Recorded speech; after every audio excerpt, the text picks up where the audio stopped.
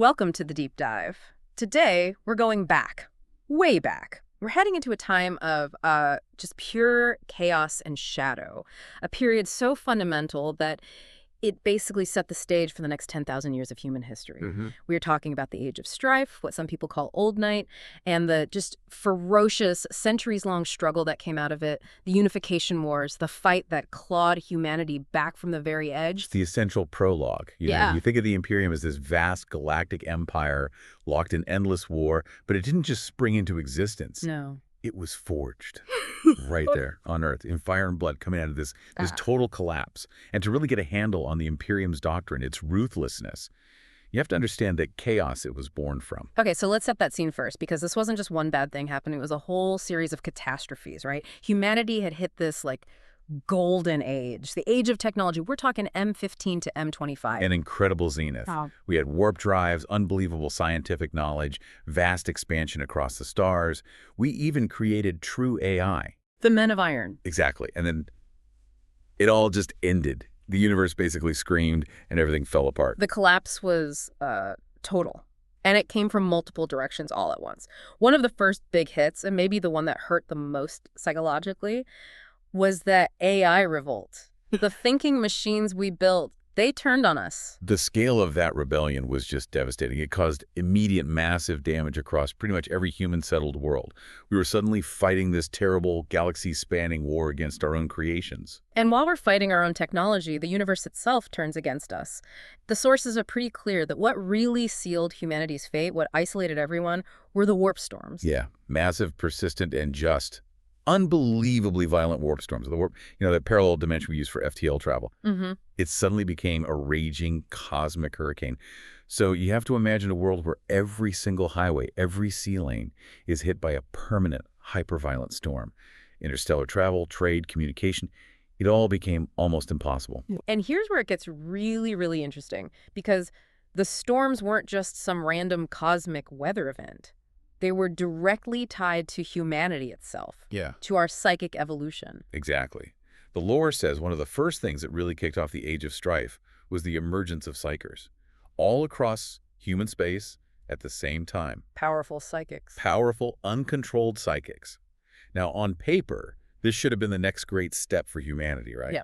But their power, being so new and so raw, was an immediate danger. The danger being that psychic energy, it thins the veil between our reality and the warp. Precisely. These new psychers, they were basically walking, talking gateways. Unwittingly, they allowed these malignant warp entities, the things that would become the chaos gods, to bleed into the material universe. Which led to mass insanity, demonic possession, entire worlds falling to these hellish forces. It fundamentally changed the game for human survival. So you've got a society that's suddenly cut off from trade because of the storms, and at the same time, it's being invaded by metaphysical horrors through the minds of its own people. So if your planet couldn't make everything it needed to survive right there on the surface, you were doomed. Completely. That isolation caused all interstellar trade to collapse. And worlds that were critically dependent on imports, especially Earth, Terra suffered unimaginable famine, which led to widespread, bloody revolts. And this wasn't a short-term problem. We're talking about thousands of years of anarchy, destruction, and regression. 5,000 years from M25 to M30, where humanity's greatest achievements were just lost. Most human worlds, including our own, fell back into utter barbarism. Terra became this planet of warlords, all fighting over scraps of ancient super technology and, basic resources like food.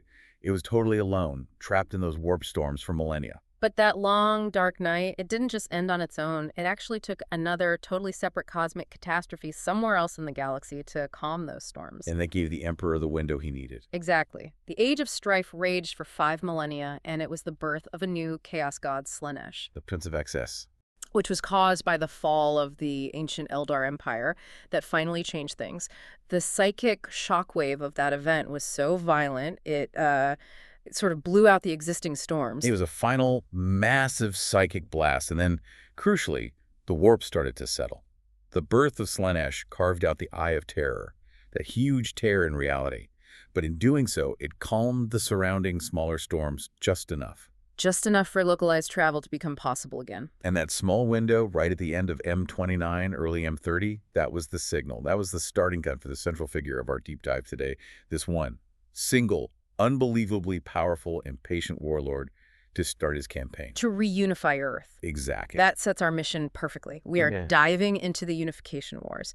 This centuries-long, bloody, and absolutely necessary process of pulling our species back together under one iron will. This was the violent birth of the state that would launch the Great Crusade, the birth of the Imperium itself. Right here on a shattered Earth. So let's step onto the surface of Terra in the 29th millennium. We're not talking about the countries we'd recognize. We're talking about a planet that's been through 5,000 years of, what? Nuclear winter, famine, psychic horror, forgotten tech. What did it actually look like? It was an environmental and social ruin. The oceans were mostly gone, just gone, replaced by these vast, toxic dust bowls and radioactive wastelands. So where were people even living? The few habitable zones left were usually centered around some piece of ancient infrastructure, maybe a huge subterranean power generator or an old fortress. And those places were, of course, constant battlegrounds. Any trace of our old, sophisticated global civilization was basically wiped out, replaced by this violent cauldron of competing city-states and warlords. And these guys weren't, simple barbarians with sharpened sticks. The term used is techno-barbarian. What does that really mean, that mix of techno and barbarian? It means they were intellectually and morally primitive. Their societies were often based on things like ritual cannibalism or human sacrifice. But they were wielding terrifyingly advanced salvage technology from the Golden Age. So a guy in armor powered by a fusion cell carrying a laser rifle. But his entire worldview is driven by brutal tyranny and superstition. Exactly. They were technologically powerful, but culturally and ethically, they were completely lost. And the whole planet was divided up like this, a patchwork of these little tyrannies. Dozens of them. Which is why it was less like a single war and more like trying to manage 100 simultaneous, horrific turf battles. We have names for some of the big ones the Emperor had to take down. Like the Pan-Pacific Empire. Right, this huge, decaying city sprawl ruled by a warlord named Narthan Doom, described in some accounts as this half-mad genius who was obsessed with genetic purity. And you see other names that sound familiar, but they're twisted versions of old world nations. The Indonesic bloc, under a warlord called Cardinal Tang. Then you have Frank, Nordic, Germani, Gyptus, America, even Albion and Oceania. And these weren't just petty gangs. I mean, you have to understand the power these people wielded.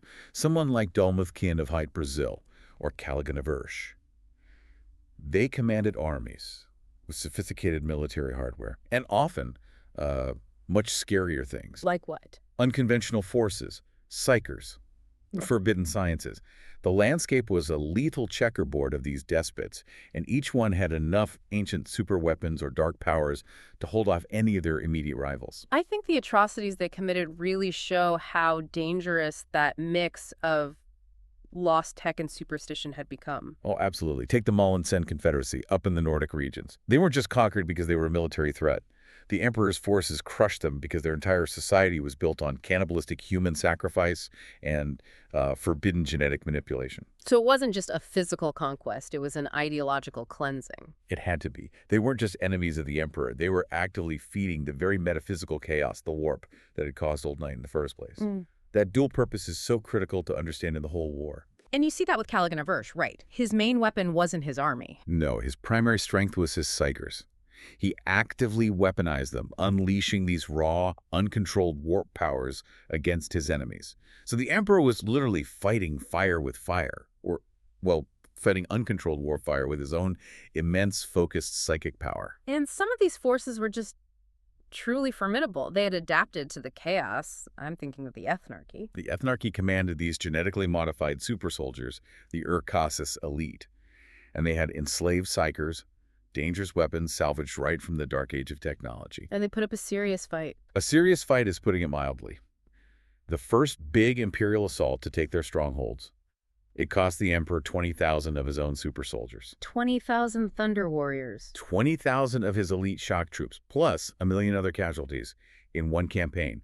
That tells you everything you need to know. The Emperor didn't just stroll onto Terra and claim it.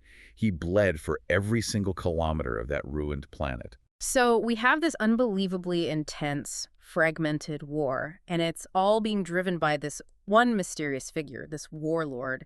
He had to be more than just another techno-barbarian general. He had to be an organizer, a strategist, an ideological revolutionary.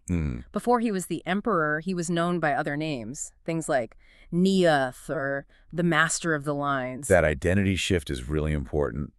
The sources confirm he was operating for centuries as this powerful, but maybe more localized, warlord. As the Master of the Lines, he was in the high mountains of what used to be Asia, and he was systematically seeking out individuals, people whose genetics he could use for his future projects. Laying the groundwork for the Space Marines even back then. Way back then. There are even these strange, almost funny stories about his early activities, that he would show up at regional fairs and offer gene editing services to couples to fix mutations before they had kids. That's incredible. It speaks to his long-term thinking, stabilizing the human genome after millennia of mutation and radiation. The title, Emperor itself, was a political move. That only came later, after he met his closest advisor, Malcador. Malcador the Sigillate. Right. Malcador convinced him that to truly unite the planet, he needed to adopt this grand, unifying title as he began the campaign of total conquest. But his origins, they go back so much further than even the Age of Strife, deep into human history. The main story is that he was born around the 8th millennium BC in Anatolia, that he's an immortal human, a perpetual... A staggering time frame, 10,000 years before the Unification Wars even start. And his birth story is key to understanding what he is. Said he wasn't born naturally, but was the result of a mass suicide pact. By a conclave of ancient shamans. Exactly. The wisest and most powerful human psychers of that era. They saw the writing on the wall. They realized that humanity's psychic evolution was a double-edged sword that could lead to self-destruction through the warp. So they pooled all their souls, all their psychic energy. And poured it into one newborn child. Their goal was to create what they called the new man. A single being, powerful enough to guide humanity away from the growing threat of the warp gods. So he was engineered from the start, a psychic countermeasure to chaos. A physical manifestation of humanity's best, and maybe only, chance. And he showed his power early on. The defining moment for him is said to have happened when he was a boy in his village. His uncle murdered his father. And he took revenge. But not in the way you think. The story says the young boy, with this cold, calculating conviction, psychically reached out and just stopped his uncle's heart. Wow. And the key detail is there was no sorrow, no malice. It was just a cold conclusion. He realized in that moment that humanity, to survive its own violent nature, needed brutal law, total order, and the guidance of a single, rational, unemotional ruler. And that conviction became his core ideology, the imperial truth. Yes. The driving force behind the Unification Wars wasn't just about conquering land. It was an ideological war to save humanity from itself. He was determined to wipe out all superstition, all religion, because he knew they were the doorways for chaos to get into people's minds. The imperial truth was basically dogmatic atheism, the clarity of logic and science, humanity's manifest destiny to rule the stars, and the inherent danger of all alien life. But it was a necessary lie, in a way. It was a denial of chaos itself. The Emperor knew the warp gods were real. He knew their danger. But he also understood that belief fed them. So he insisted that these so-called demons were just parasitic xenos or unstable warp creatures, things that science and logic could eventually defeat. An ideology enforced at the barrel of a gun. Absolutely. And as part of that campaign, his forces systematically leveled every church, every temple, every holy site on the planet. There's a specific chilling detail about the very last one to fall, the Church of the Lightning Stone. A final, symbolic act of replacing faith with reason. And this all leads us to the real reason he was doing all this. The hidden monumental goal that was fueling every battle. The Unification Wars were never the end goal. They were just step one. The necessary prep work for his secret project.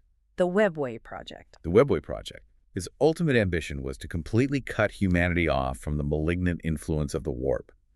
He'd planned to get humanity out of warp travel entirely and move them into the Webway, that ancient dimensional network the Eldar built. So unifying Terra was about securing a stable base of operations. A stable base, cleansed of all metaphysical threats, where he could build the infrastructure he needed to access the Webway gate he discovered deep beneath the planet. His ultimate goal was to guide humanity's evolution into a fully psychic race, but one that was safe from chaos, protected by this physical barrier. The Unification Wars were just clearing the garden before you plant the seeds. A very bloody and brutal bit of gardening. A noble goal, maybe, but achieved with brutal pragmatism. And to win that ground war on Terra, to do it quickly, he needed a new kind of weapon. He needed the Thunder Warriors. His first generation of superhuman soldiers. They were created in secret labs in the territories he'd already secured on Terra. Genetically engineered shock troops, bigger, stronger, tougher than any normal human. But, and this is the critical part, they were a short-term solution. Unstable. Very unstable, prone to fits of uncontrollable rage, and their bodies often broke down relatively quickly. They were a necessary blunt instrument for that specific era. So their job was just pure, overwhelming force. Exactly. They fought alongside the Emperor's personal bodyguards, the Custodian Guard, and the very first formations of the Imperial Army. Their entire purpose was to break deeply entrenched, technologically advanced enemies through sheer brutal force. And they were good at it. You just have to look at their victories. Callaghan Aversh, for example, the tyrant who used warp rituals and psychers. A formidable opponent, but he was defeated and killed by the Emperor himself, in person, which sent a powerful message. The Emperor wasn't just a general hiding in the back. He was the ultimate warrior, capable of facing the worst horrors of Old Night and winning. Then you have Narthen Doom of the Pan-Pacific Empire. He also fell, and the sources note that he was executed, which was apparently rare for the Emperor. It was rare. The Emperor was pragmatic. If a defeated leader had useful skills or knowledge, he'd often imprison them or even repurpose them for the new administration. But Doom, with his obsession with genetic purity and his megalomania, was deemed an unforgivable threat. This was a war of extinction against that kind of thinking. But the most brutal example of retribution, I think, really highlights how unforgiving the Emperor's ideology was, the Saragorn Enclave. Oh, yeah. Saragorn surrendered. They formally bent the knee to the Emperor's forces. But in secret, they kept doing their forbidden genetic experiments. They defied the central rule of the imperial truth, that kind of science, when it's uncontrolled, is evil. And the punishment was total. It was swift and absolute. The Emperor sent in the 8th Legion, one of his earliest and most ruthless Astartes formations, and they just viciously destroyed the entire enclave, wiped them out. That sent a very clear, very chilling message to everyone else. Compliance must be total, defy the imperial truth, and you will be erased. But the whole conquest wasn't just a string of massacres. If the end goal was a unified workforce and a stable planet for the Great Crusade, he couldn't just kill everyone. He sometimes showed this strategic patience, a political brilliance. Well, in the case of Albi is a perfect example of that. It's the counterpoint to the bloodbath at Saragorn. The Albians in the old British Isles were the absolute peak of the techno-barbarian warrior culture. They were fierce, disciplined, and unbelievably tough. They held off the Thunder Warriors. They did. With their own advanced tech, they had these heavily armored Ironside soldiers, these big, bulky, primitive dreadnoughts. The cost of the Albians was staggering, but they just refused to break. They had the spirit to resist forever. So instead of grinding them down in a long siege, the Emperor did something completely different. He called a ceasefire. He went before the Albion clan lords alone, unarmed, dressed in simple white and crimson robes. And he didn't offer them surrender. He offered them a vision. Glory among the stars. A partnership. He promised them a leading role in the coming conquest of the galaxy. It was a masterstroke of psychology. He didn't see them as just another bunch of barbarians to be crushed. He saw them as future leaders, a valuable fighting culture to be integrated. And they accepted. They did. Yeah. They weren't destroyed. They were converted. They became some of the most zealous supporters of the whole unification.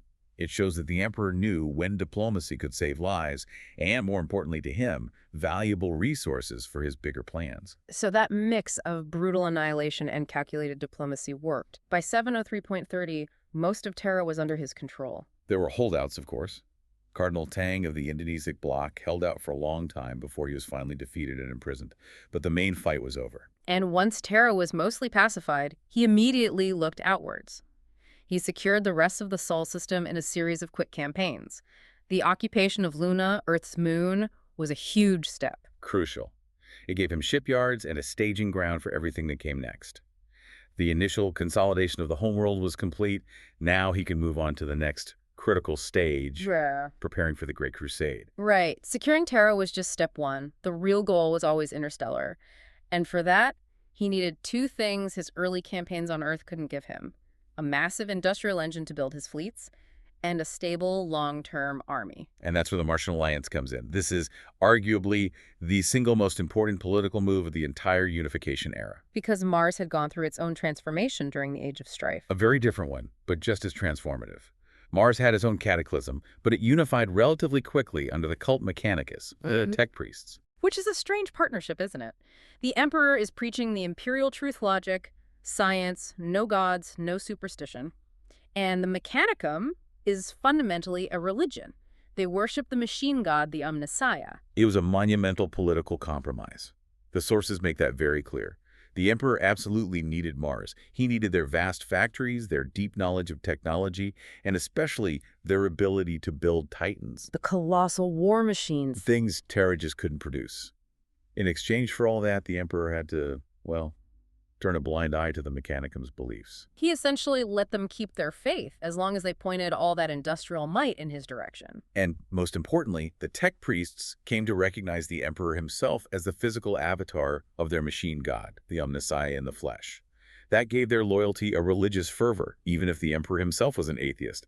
This alliance, it gave him the ships, the weapons, the entire industrial ecosystem of the Forge Worlds. Without Mars, the Great Crusade would have never left home. So, with the industrial engine secured, he turns his focus back to the military.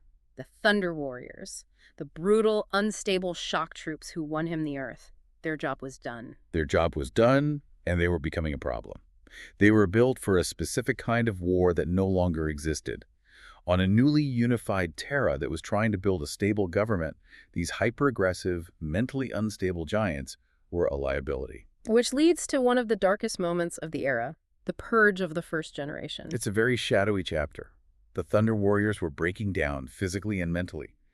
The Emperor needed a new army for a galactic campaign that could last millennia. The Thunder Warriors wouldn't last a few more decades. As he replaced them. He did. In 669 M30, in what's described as one of the last major military actions of the Unification, the Emperor orchestrated a purge at Mount Ararat. The details are veiled in violence and propaganda, but the result was clear. The surviving Thunder Warriors were systematically eliminated. To make way for the next generation, the Leges Astartes, the Space Marines. The ultimate successors. They were created using genetic material taken from the 20 lost Primarchs. The Primarchs being the 20 genetically engineered sons of the Emperor, scattered across the galaxy by chaos. Or, according to some other accounts, by a perpetual named Erda, who feared what the Emperor planned to do with them. Either way, their genetic code was the blueprint for the Astartes, who were designed to be far more stable, more organized, and capable of operating across the galaxy for thousands of years. The contrast is so stark. Thunder Warriors were for a planetary brawl. The Astartes were for conquering a galaxy. And their first real test wasn't against an alien threat. It was against their own kind. The sources say the first mass deployment of the new Astartes legions was to crush an internal rebellion called the Palace Coup. An uprising by dissident Imperials, even some surviving Thunder Warriors. And elements of the early Imperial army. They felt the Emperor's new, rigid regime had betrayed the spirit of what they'd fought for. They opposed this new, centralized, ideologically pure Imperium. And the Astartes crushed them. Completely. It was the final victory of the imperial truth and the new military machine. And the new legions proved their worth immediately, quickly developing their own distinct tactics. The early White Scars, for example, were used as fast-response outriders in the final mopping-up operations, establishing their future role. So, old enemies purged, new army in place, Martian forges fired up. The core imperial structure is finally set. The Unification Wars are officially declared over in 712 M30. And the groundwork for galactic rule is laid down immediately. The Emperor creates the Astro-Telepath Core, using stabilized psychers to link his future empire, and he builds the single most vital piece of infrastructure for interstellar travel, the Astronomicon. The Psychic Lighthouse. A supremely powerful signal device powered by the Emperor's own mind. A massive static beacon that allowed his ships to navigate the warp with a degree of safety that hadn't been possible for 5,000 years. That beacon, that signal, that was what finally allowed him to launch the Great Crusade. The immense undertaking to find and reclaim all the lost worlds of humanity scattered across the galaxy. The foundation was complete.